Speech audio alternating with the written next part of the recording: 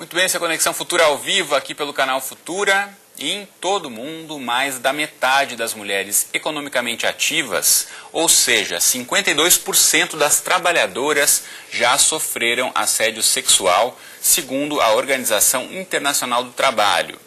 Aqui no Brasil, esse tipo de assédio é crime desde 2001, quando ficou estabelecida a pena de detenção de 1 a 2 anos para quem praticar esse ato.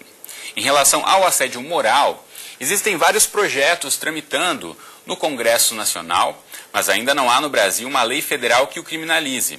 Mas estados como São Paulo e Rio Grande do Sul têm legislações específicas que prevêem advertência, suspensão, demissão e curso de aprimoramento pessoal para o agressor entender as consequências de suas condutas. O assédio moral e sexual no trabalho é caracterizado quando expõe o trabalhador a situações humilhantes e constrangedoras, repetitivas e prolongadas durante o exercício de suas funções. E algumas vezes ocorre com ameaça de demissão ou troca de uma vantagem ou promoção. Para essa conversa, recebemos aqui no estúdio o advogado Leandro Nunes e também conosco está a especialista em recursos humanos Ana Paula Cunha. E logo mais, vamos conhecer uma campanha de combate ao assédio em Guarapuava, no interior do Paraná. E também vamos conversar com um trabalhador que foi vítima de assédio. Bom, e você em casa, como sempre, também é nosso convidado, então aproveite para tirar suas dúvidas, mandar o seu recado. Se você está em frente ao computador ligado à internet, tem duas formas de participar. A primeira delas é pelo facebook.com/canal Futura Oficial. Você acessa aqui a nossa página na rede social. Logo aqui embaixo você encontra esse post, que já tem essa figura aqui exemplificando bem o tema de hoje, sobre assédio moral. Nesse caso aqui, você pode então curtir, compartilhar, mandar o seu recado. Daqui a pouco a gente vai estar respondendo sua pergunta e lendo seu comentário aqui no ar. Você também pode participar pelo microblog e na página do Twitter. Nosso perfil é @canalfutura. E tem, como sempre, o bom e velho telefone, então não deixe de ligar para 0 operadora 21 3523 4098. Então ligue para a gente e mande o seu recado. Você em casa, então, vai participar com a gente. Eu quero começar agradecendo a presença de vocês dois no estúdio comigo hoje do Conexão. Bem-vindos, boa tarde. Boa tarde. Eu que agradeço. Boa tarde. A gente falou aqui no comecinho do programa, falei sobre esse número. 52% das trabalhadoras no mundo já se consideraram, já foram vítimas de assédio sexual. Essa questão no Brasil, existe a lei lá de 2001, mas de lá para cá, essa aplicação da lei ainda é vista de uma forma lenta, né? Boa tarde para você. Boa tarde. Então, Cristiano, na verdade, eu acredito que esse incremento, né, de 52%, né, um número expressivo, se dê justamente pelo aumento, né, do ingresso das mulheres no mercado de trabalho, né? É uma nova relação de trabalho que se estabelece. Então, eu acredito que a questão do assédio sexual e também do assédio moral estejam ligadas a essa questão da entrada das mulheres no mercado de trabalho, o aumento e também a pressão que a gente vem sofrendo por resultados, né? A gente vive num ambiente extremamente competitivo, cada vez com menos oportunidades de trabalho, e as pessoas, por receio de perder seu emprego, por receio de perder uma oportunidade, por receio de não retornarem ao mercado e preservarem seu emprego por uma questão de necessidade, né? Por questões econômicas, acabam se submetendo muitas vezes a essas questões de pressão, de assédio moral, né? De constrangimento, de humilhação, né? De não estarem habilitados, serem trocados de função ou serem deixados de lado. Tem diversas formas de assédio, né, que eu acho que o Leandro pode até complementar também, né, Leandro? Leandro, essa questão do assédio sexual e moral, o que define, o que diferencia um do outro e como isso pode ser identificado pelo trabalhador? Se de fato é um evento isolado ou se é de forma consistente? Na verdade, geralmente o assédio moral, o assédio sexual, eles se compreendem por atitudes reiteradas, né? Mas a reiteração dos atos não necessariamente vai comprovar isoladamente o assédio sexual ou o assédio moral. Pode ser que com uma atitude o empregador comprove ou pratique o assédio sexual ou assédio moral. Tudo vai depender qual foi a intenção, qual foi o objetivo real do empregador. No assédio sexual, nós temos tipificado no Código Penal, no artigo 216, letra A, superior hierárquico para inferior hierárquico, né? Geralmente para obtenção de algum tipo de vantagem, seja ela de cunho sexual ou seja ela de cunho até para justamente alimentação do ego, que isso acontece muito, né? A Ana Paula estava falando aqui a respeito do assédio moral, que aumentou muito e tudo mais, mas a gente também não pode esquecer que muita gente tem essa necessidade de mostrar poder. E aí que entra o assédio moral, porque o assédio moral é justamente aquele momento em que eu quero comprovar que eu tenho poder humilhando o meu empregado. O fato de você humilhar, de você manchar a honra do empregado já caracteriza o assédio moral. Bom, a gente vai chamar para a nossa conversa um trabalhador que prefere não ser identificado, que sofreu assédio moral na repartição pública onde ele trabalha. Boa tarde, tudo bem? Você me ouve bem? Não estou ouvindo muito bem. Eu precisaria de um retorno um pouco mais alto. Ok, agora você está me ouvindo. Boa tarde para você. Boa tarde. Ok, então explica para a gente de que forma o assédio se apresentava no seu ambiente de trabalho. O meu caso é ligeiramente diferenciado, porque eu trabalho numa empresa e num setor de alto nível dentro do organograma da empresa, e num cargo bastante conceituado. Então, esse assédio moral, não só em relação a mim, mas em relação a outros colegas de trabalho, ele não se expressava de um modo agressivo, aquele modo violento, aquela humilhação deliberada.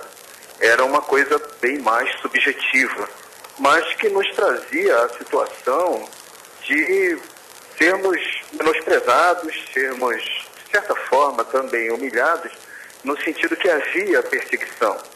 Havia perseguição, repito, não a um, não a dois, mas a vários elementos dentro do setor do trabalho, por parte dessa necessidade de afirmação da autoridade da chefia. Mas você fala que era uma questão muito subjetiva. Você pode dar um exemplo para a gente compreender um pouco melhor como aparecia essa situação do assédio? Todos os elementos envolvidos são elementos de nível superior, com mais de 10 anos, 15 anos de empresa. Alguns com mais de 50 anos de idade, com uma tremenda carga de responsabilidade, tanto gerenciais quanto operacionais. Então, o que acontecia é que, por uma necessidade da chefia de demonstrar que precisaria produzir mais com poucos recursos, nós fomos pressionados no sentido de avaliação de desempenho, em relação à conferência de ponto, de ter que cada saída, cada ocorrência de ponto, ter que justificar tudo por escrito e de preferência com documentação. Nós tivemos problemas em termos de avaliação de mérito, problemas de equipamentos mesmo, né? Ou seja, aqueles que eram assediados não recebiam equipamentos, não recebiam treinamento, enquanto que outros que não tinham tanta necessidade eram agraciados pela chefia, até com o intuito deliberado de fazer uma segregação dentro do ambiente de trabalho. Eu vou voltar a chamar você daqui a pouquinho, eu quero ouvir o Leandro em relação a isso, essa questão de identificar, como você dizia, né, Leandro? Muitas vezes é uma situação que não é objetiva, é muito subjetiva esse comportamento de um chefe, de um superior, como ele apresentou pra gente. Então, de fato, as pessoas às vezes no trabalho nem conversam a respeito, mas todas se sentem vítimas dessa agressão, né? Sim, sim. Na verdade, o que a gente tem que analisar também é que o assédio moral, foi feita uma pesquisa por uma pesquisadora francesa, Mary France, que ela identificou que 58% do assédio moral hoje ele é justamente na linha vertical, que a gente conhece como assédio moral vertical descendente, que é o assédio moral de cima para baixo, né? Para você caracterizar... Ou seja, do chefe para o subordinado. Exatamente. E aí, Cristiano, a gente também não pode esquecer que nós temos o assédio moral vertical ascendente, que também pode partir do empregado para o empregador, né? Hoje eu estava até discutindo isso mais cedo, o pessoal estava me perguntando a respeito disso, um exemplo.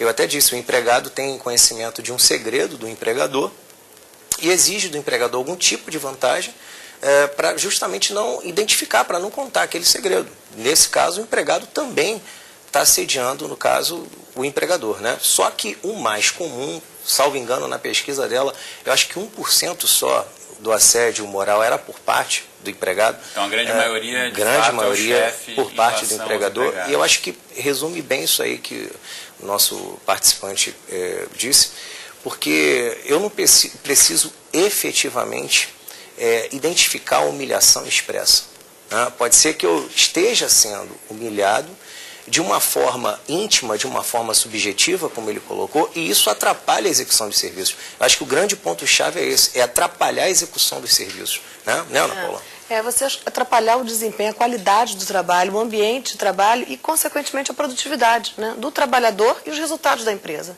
Acho que por isso que cada vez mais algumas empresas têm feito, investido em prevenção, né, quer dizer, em comunicar os gestores, capacitar os gestores no sentido de diferenciar e de ter alguns cuidados na hora que você está buscando apoio da sua equipe para atingir resultados. Quer dizer, Ana Paula, você falou em prevenção, vou aproveitar e chamar para a nossa conversa, para participar do Conexão Futura, a Eva Charan, que é secretária de Políticas Públicas para as mulheres de Guarapuava, no interior do Paraná. Boa tarde, Eva, tudo bem? Boa tarde, Cristiano, tudo bem? E boa tarde para todos os que estão participando desse programa. Bom, a gente sabe que Guarapuava tem mais de 160 mil habitantes, esse município com perfil agroindustrial. Por que foi criada e como é desenvolvida essa campanha contra assédio sexual no trabalho, Eva? Nós realizamos essa campanha porque eu participo do Movimento de Mulheres há mais de 10 anos, conversamos muito com as mulheres, estamos muito presentes. E sempre ouvíamos rumores de assédio sexual no trabalho. E com a instalação da Secretaria de Políticas Públicas aqui, agora no dia 8 de março, nós começamos um trabalho no combate à violência, às diversas formas de violência contra a mulher. E isso é um assunto assim muito presente, mas que geralmente não se fala. Então, nós fizemos esse trabalho, essa campanha, assédio sexual, não se submeta, denuncia. Fizemos panfletos, estivemos no Dia do Trabalhador, entregando para as trabalhadoras, estivemos nos órgãos públicos entregando para dar o tom da nossa administração municipal, que nós não aceitamos essa forma de constrangimento para as mulheres. Estivemos nas universidades, supermercados, nas empresas, fábricas, comércio, fazendo todo esse esclarecimento. No panfleto ele está especificando quais são as formas, como detectar, como perceber as formas de equação de assédio sexual e também como tomar atitudes, o que fazer para que a trabalhadora não esteja sujeita a essas formas de constrangimento. Você falou da questão da denúncia, né, de fato reclamar desse problema. Eu quero voltar a chamar o nosso entrevistado, que está aqui no Rio de Janeiro, que foi vítima de assédio no ambiente de trabalho, para perguntar de fato, a partir desse momento então que foi identificado esse problema, como os trabalhadores do seu setor resolveram se organizar e de fato tentar achar uma solução para esse problema. Alô, você está me ouvindo? Alô. Tudo bem? Você está me ouvindo? Sim, agora estou ouvindo bem. Pode falar.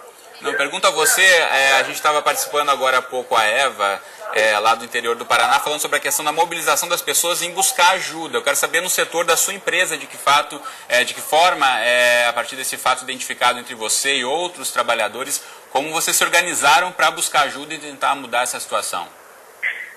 Foi uma situação que se prolongou, pelo menos 2 anos, e nesses 2 anos, alguns trabalhadores foram coletando evidências sobre esse assédio. Até que chegou uma situação limite, um colega nosso meio que surtou e nós resolvemos nos reunir e apresentar uma representação junto ao RH da empresa, na forma de relatórios, solicitando o nosso remanejamento do setor, a saída do setor. O RH absorveu isso, promoveu uma série de entrevistas e apresentou uma solução à alta direção da empresa, que a solução seria exatamente a saída do assediador. Essa solução que o RH apresentou. Essa solução ela não foi acatada, houve um arranjo no sentido de retirar o assediador do nosso ambiente de convivência. É uma situação que persiste até hoje, mas que a longo prazo não resolveu o problema. Não resolveu o problema. Ana Paula, em relação a isso, quando o RH de uma empresa recebe uma denúncia como essa, normalmente como deve ser o encaminhamento de uma denúncia? O encaminhamento de uma denúncia, ele começa com uma apuração, um entendimento exatamente do que aconteceu. O que o nosso entrevistado está comentando, e eu acho que é a grande dificuldade que as áreas de recursos humanos se deparam, é com o apoio da alta administração da empresa para tomar uma decisão estratégica nesse caso. Quer dizer, primeiro você provar, você ter fatos, evidências, e segundo, ter o apoio da alta administração, né? Eu queria até aproveitar, não sei se cabe, perguntar ao nosso entrevistado se existia algum canal, ou se existe algum canal dentro da empresa, né, que haja de forma preventiva, no sentido de uma ouvidoria interna, ou de uma auditoria interna, dentro da área de recursos humanos. Existe a ouvidoria, que na verdade é uma ouvidoria externa, né? Internamente ela não funciona muito bem. Existe um comitê de ética que tem a prerrogativa, digamos, de receber esse tipo de denúncia e tentar levar uma sinergia entre diferentes setores da empresa para encontrar uma solução. Isso ficou tudo do conhecimento desses setores, mesmo que informalmente, a partir da iniciativa da RH, e também nós levamos a situação aos sindicatos e não conseguimos realmente uma solução além dessa que eu descrevi. Leandro, em situações como essa, em que o RH da empresa não consegue achar uma solução e os funcionários continuam se sentindo lesados, a Justiça do Trabalho é uma opção para, de fato, tentar resolver esse problema, né? Nós temos uma medida prevista na CLT que é chamada rescisão indireta do contrato de trabalho. É quando o empregador pratica a falta, né? A rescisão indireta, o objetivo dela é justamente fazer com que o empregado tenha o objetivo de comprovar a falta praticada pelo empregador e sair, ter o seu contrato extinto, recebendo todas as verbas como se fosse demitido sem justa causa. Porque o legislador, mais ou menos, à época, né, imaginou o seguinte, mais ou menos essa foi a mensagem dele. Se o empregado está sofrendo algum tipo de assédio, se ele está incomodado efetivamente com o prolongar do contrato de trabalho, ele vai pedir demissão. E se ele pedir demissão, ele não tem direito a todas as verbas trabalhistas, né? Então o empregador seria beneficiado, no final das contas, 2 vezes, por ter praticado a falta e ainda por pagar menos verbas. Por isso que hoje em dia nós temos aí a possibilidade da rescisão indireta do contrato de trabalho. Que é um benefício que o trabalhador deve ficar atento, que muitas vezes não conhece também essa questão do seu direito de buscar, de fato, tentar solucionar esse problema. Agora, Cristiano, uma coisa interessante que eu acho que a Ana Paula falou aqui, e que nosso entrevistado deu um exemplo ótimo, é justamente a tentativa de composição junto ao RH, né? Porque a ideia inicial é tentar manter o contrato de trabalho e não extinguir, né? A extinção seria uma última medida. Eles, no caso, aí tiveram... A primeira tentativa é junto ao recursos humanos da empresa e, se não for solucionado, aí sim buscar a Justiça do Trabalho. Vou voltar a chamar a Eva, que fala com a gente lá de Guarapuava, no interior do Paraná. Tudo bem, Eva? Você está me ouvindo? Estou ouvindo, sim. Está tudo bem. Bom, eu quero ouvir de você, para a gente encerrar, 2 coisas. Primeiramente, desde o início da campanha, de que forma os trabalhadores e os empregadores receberam essa questão de começar a discutir esse assunto. E, segunda coisa, é como um outro município, a exemplo de Guarapuava, pode também começar a levantar essa bandeira e levantar essa discussão dentro das empresas, promovendo campanhas como a que você faz aí. Houve assim, uma receptividade muito boa nos órgãos públicos, especialmente. As mulheres assim até nos procuraram depois, na sequência, sentindo na Secretaria de Políticas Públicas um amparo em que elas podem conversar. Tem mulheres que estão fazendo, inclusive, acompanhamento com assistente social, com psicólogos, para que... porque essa relação é uma relação até de poder e elas se sentem constrangidas para denunciar, mas está existindo essa discussão aqui. E penso que é importante que outros municípios também tenham essas atitudes, porque são assuntos difíceis e que muitas vezes não são abordados e que acontecem.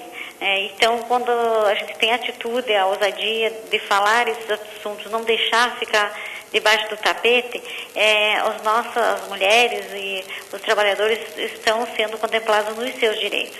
Então, houve uma boa receptividade e até uma repercussão muito maior do que nós imaginávamos pela acolhida com que a campanha foi realizada aqui em Guarapuava.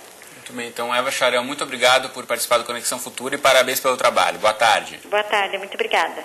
Bom, tem várias participações chegando para a gente pela internet, eu quero ler algumas aqui. Primeiramente, pelo Facebook. O José Bittencourt fala que isso acontece constantemente em companhias de grande porte. Nas empresas pequenas, ele quer saber se também é comum, né? A gente fala muito de grandes empresas, quando o chefe tem muitos poderes, se acha muito superior. Isso também pode acontecer em empresas de pequeno porte? Pergunta o José. Leandro. Certamente. Eu acho que essa demonstração de poder não está só nas grandes empresas.